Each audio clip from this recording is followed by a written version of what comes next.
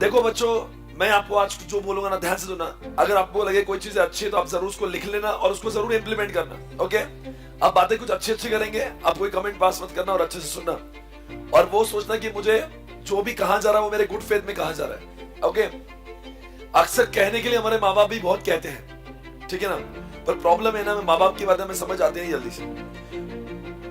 बहुत सारे आपके शुभ चिंतक होते हैं घर में भी, पर अगर माँ बाप बोले लगता है, वो लगता है कि यार you take them for granted, ऐसा हो जाता है। पर जब कोई वही बात अगर मैं बोलूं या कोई और बोलता है तो आपको लगता नहीं यार वो अपने फायदे के लिए बोल रहे हैं। तो आज मैं चाहता हूं कि मेरे से जितना फायदा आपकी जिंदगी में हो सके मैं करूं, आपको इतना मोटिवेट कर दूं कि आपको पढ़ाई करने के लिए बहुत ज्यादा जोश मिले। क्योंकि ऐसा होता ना कि अभी 3 महीने का पीरियड बहुत लंबा पीरियड है, it is going to take about 80 days more, और आप ऑलरेडी 6 महीने से पढ़ाई कर रहे हो, तो इस पूरे 80 दिन आपका जोश कायम रहना बहुत जरूरी है।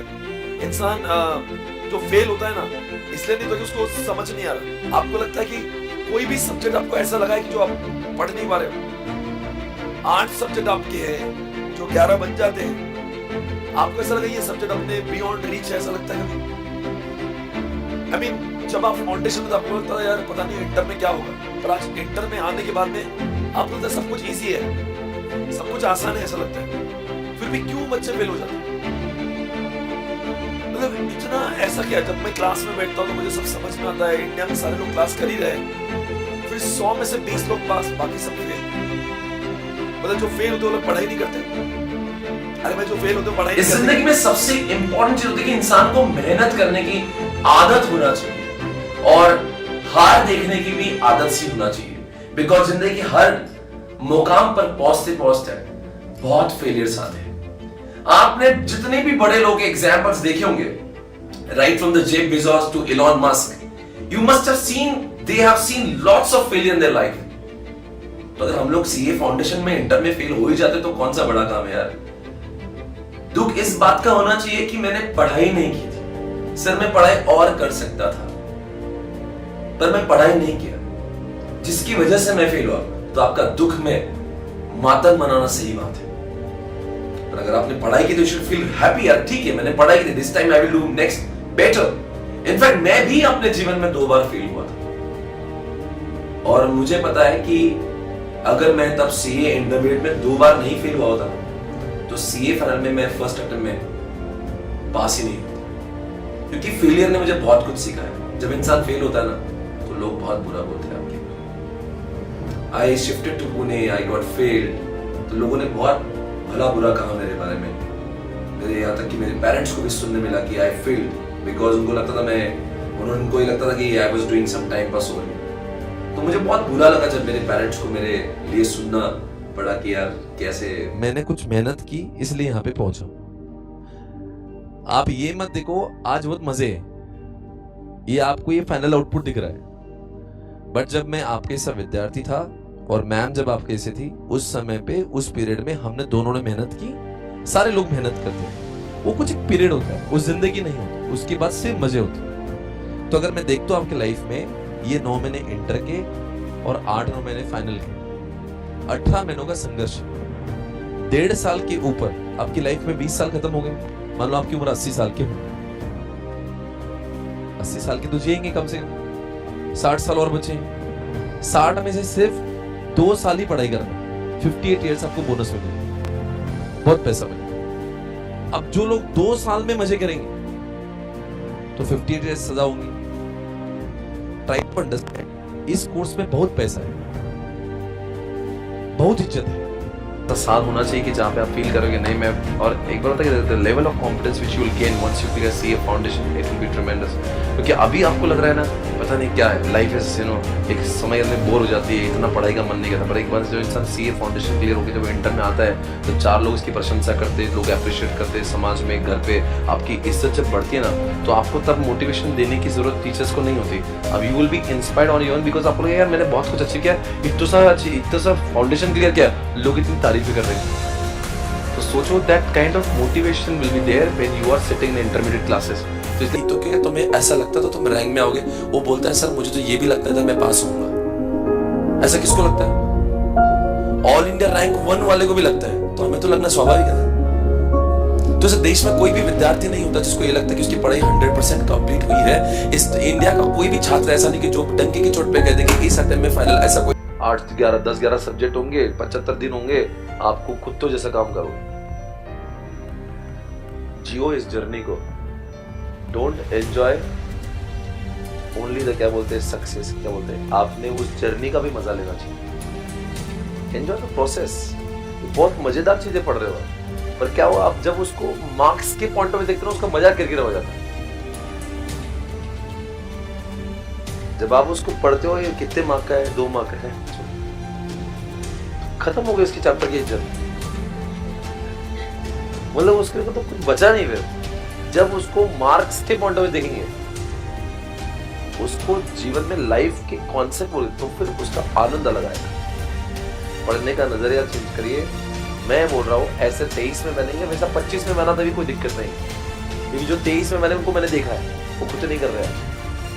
मैं आराम से लेट के सीए बना, इंटर में 3 अटेम्प्ट, फाउंडेशन में 2 अटेम्प्ट, आराम से किया। वो मुझसे बहुत साल पहले सीए बने, पर मैं जानता हूँ आज वो कहा है, मैं कहा। तो ऐसा भागो मत। वापस 150 करोड़ का प्रॉब्लम है आपको। 3 lakh divided by 125 crore, percentage में कितना आएगा? Very lesser than 1%।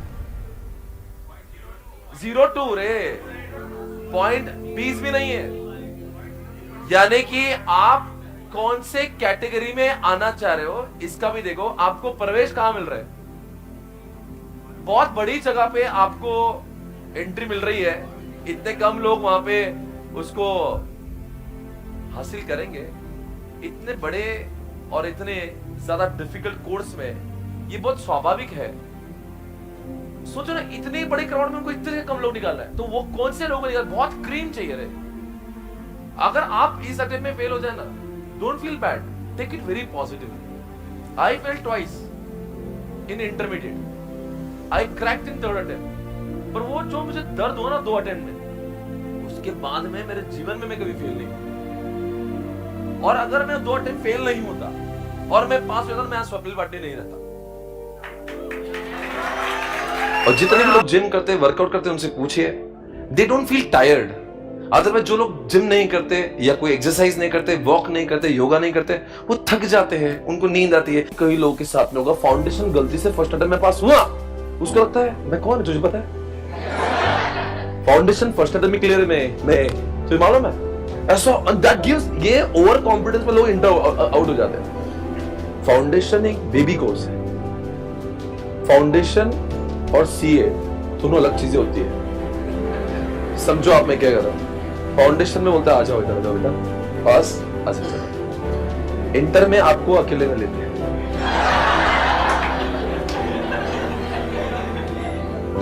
फाउंडेशन का पावर जो है वो अलग है बच्चों, इंटरमीडिएट अपनी अलग चीज है। तो आप ये समझिए, चाहे वो फाउंडेशन से आ रहे हो चाहे बीकॉम से आ रहे हो, I don't find any difference. सिर्फ एक चीज, चाहे फाउंडेशन से आए चाहे डायरेक्ट एंट्री से, आपको सभी को कंसिस्टेंटली हैंडल करना। अगर अभी से आप निश्चय निर्धार कर लेना कि रोज जितना मैं क्लास में पढ़ रहा हूं उसके 60 to 70% टाइम मैं घर जाके पढ़ूंगा, तो इसका मतलब आप थ्रू हो जाओगे। मैं आपको पास होने का रेसिपी दिखा सकता हूं। अगर सब लोग आप उस रास्ते पर चलना चाहते हो तो मैं हर किसी को पास करा सकता हूं, पर वो थोड़ा सा डेडिकेशन है। आईसीए की डिग्री तो सेम ही है, दोनों ने भी सेम अमेंडमेंट्स पढ़े हैं, दोनों का भी डिग्री सेम ही है, दोनों के लिए भी सेम पेपर है, तो फिर एक इतना आगे कैसे गया? क्योंकि एक झंडूबाम आदमी है जो सिर्फ सीए को करते गया, जीवन में अपने ऊपर ध्यान ही नहीं रखा, सिर्फ दिमाग से सोचा, पेपर लिख के आया। He has never thought about himself. He has never thought about becoming good personality. He has never worked on his English. He has never worked on his dressing style. उसकी हेयर स्टाइल पे काम नहीं किया, उसके dressing पे काम नहीं किया, उसने अपने कपड़ों पे, अपने लैंग्वेज पे, अपनी स्टाइल पर काम नहीं किया। और वो इंटरव्यू देने जब जाता है तो सिर्फ सीए की डिग्री से ही इंटरव्यू हो जाता होगा, तो सारे सीए को बिग 4 में नौकरी मिल जाना चाहिए। आपने देखा जो बिग 4 में जिन लोगों को सिलेक्ट किया जाता है ना, it is not only because you are a chartered accountant. Line में 50 लोग सीए बैठे होते हैं, उसमें से 2 सीए कौन से चुनते होंगे? The person having command on English, the person who looks good, एक तो the लोगों person who carry उन really very सबको good. 9 महीने के लिए उनके साथ में रहना, जीवन बिता देना, पर अभी नहीं। ये 9 महीने जिंदगी आपसे डेडिकेशन मांग रही है, क्योंकि क्या होता है, अगर आप फेल होने लगे, आप इस अटेम्प्ट में फेल हो गए, तो आपको क्या लगेगा, आप खुद को क्या करने लगोगे, आप क्या बोलोगे, यार सीए बहुत ही डिफिकल्ट है। वो डिफिकल्ट नहीं है, आपकी हरकतों ने उसको डिफिकल्ट बनाया है। ऐसा नहीं चलता भाई। आपको सीए डिफिकल्ट नहीं है, मैं बोल रहा हूं आपको। अरे मैं पास हुआ भाई, मराठी मीडियम से पढ़ा हूं मैं। अरे कुछ नहीं आता था, इंग्लिश 0 आती थी मुझे। 2003-4 में जब पुणे आया, बस नॉट इवन, मैं आज ये फाइनल आउटपुट दिख रहा है आपको, एकदम रॉ था। मतलब ना इंग्लिश आती ना कुछ समझना दूर, बस बोलना दूर की बात। ये पूछो कोई है क्या वर्नाक्युलर लैंग्वेज से कोई पढ़ा है? कुछ लोगों को जिंदगी आम लोगों को बहुत पसंद है, कोई फर्क नहीं पड़ता उसको। 2 BHK का फ्लैट, 8-10 लाख की गाड़ी है, और वो जिंदगी जीने को दूसरों की जिंदगी दोस्तों की तरफ में देना। जैसे उसके पेरेंट्स के पास 2 BHK का फ्लैट है, 8-10 लाख की गाड़ी है, थोड़ी बहुत सेविंग है, और उसको लगता है मेरी लाइफ भी ऐसी होना चाहिए। तो उन लोगों को ज़्यादा मेहनत करने की जरूरत है। और आपको जब लगता है ना ये क्या नहीं, ऐसी जिंदगी मुझे नहीं देना, मुझे तेरे बापों को एक बेटर लाइफ देना है, ऐसा है मर नहीं करना है, क्या कर रहे हैं, कभी भी पैसों की प्रॉब्लम हो जाती है, कभी भी।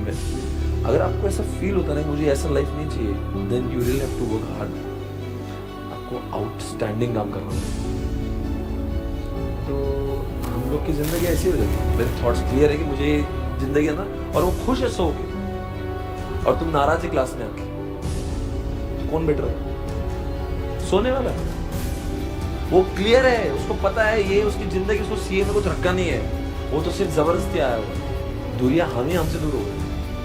आप अगर अपने आप से बात करने लगोगे और समझ जाओगे ना एग्जैक्टली तुम्हें करना क्या है, तो तुम्हारा मन जवाब देगा, गवा देगा कि हाँ यार मैं जो भी कर रहा हूँ वो सही कर रहा हूँ, गलत कर रहा हूँ। अपने आप से पूछने के, किसी के बोलने से आप सीए नहीं बन जाओगे। अपने आप से पूछना कि मुझे खुद को मेरी जिंदगी में क्या बनना है, और अगर वो जवाब दे रहा है कि हाँ बेटा सीए करना है, तेरे को ये 4 व्हीलर चाहिए, ये तेरे को बंगलो चाहिए, तो फिर तेरे को डायरेक्शन मिल जाएगा, हाँ कल से जाके इज्जत से पढ़ाई कर ले क्लास में, वही तेरी जिंदगी का सही रास्ता है। बिकॉज यही एक रास्ता है जो वहाँ पे पहुँचा है।